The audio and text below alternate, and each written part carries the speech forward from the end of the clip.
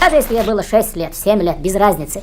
В исламе дозволено брать в жены, даже если она маленькая, на руках у отца, и понимание женитьбы в исламе, это не так, как, например, у, как ты сказал, неверующих людей, только лишь удовлетворение низменных, каких-то физических своих желаний. Нет.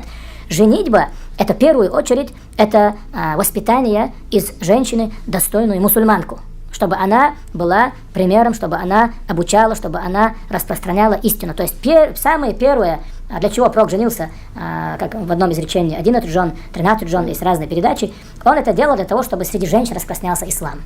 То есть он их обучал, они все были ученые, они все были аулия, святые, они все матери нашей уммы, и они распространяли ислам среди женщин.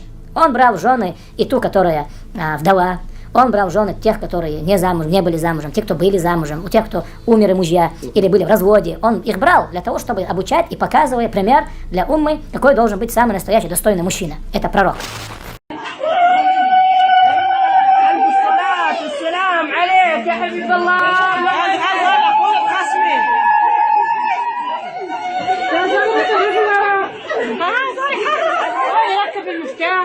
أحليلك يا صاحبي. ما أقدر أوكي. حبة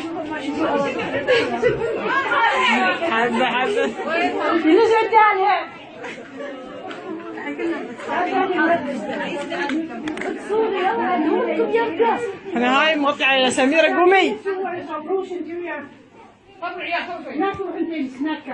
ما بيرم ينقذ مسكين. ما شاء الله ما شاء الله ما شاء الله.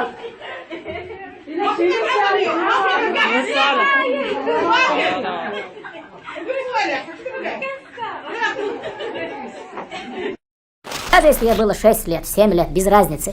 В исламе дозволено брать в жены, даже если она маленькая, на руках у отца, и понимание женитьбы в исламе, это не так, как, например, у, как ты сказал, неверующих людей, только лишь удовлетворение низменных, каких-то физических своих желаний. Нет.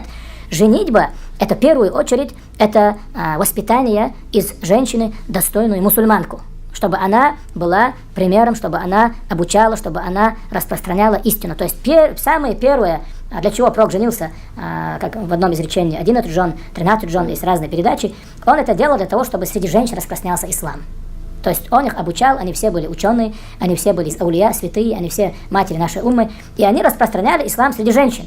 Он брал в жены и ту, которая вдова, он брал в жены тех, которые не были замужем, те, кто были замужем, у тех, кто умерли мужья или были в разводе. Он их брал для того, чтобы обучать и показывая пример для уммы, какой должен быть самый настоящий достойный мужчина. Это пророк. Даже если ей было 6 лет, 7 лет, без разницы. В исламе дозволено брать в жены, даже если она маленькая, на руках у отца, и понимание женитьбы в исламе, это не так, как, например, у, как ты сказал, неверующих людей, только лишь удовлетворение низменных, каких-то физических своих желаний. Нет.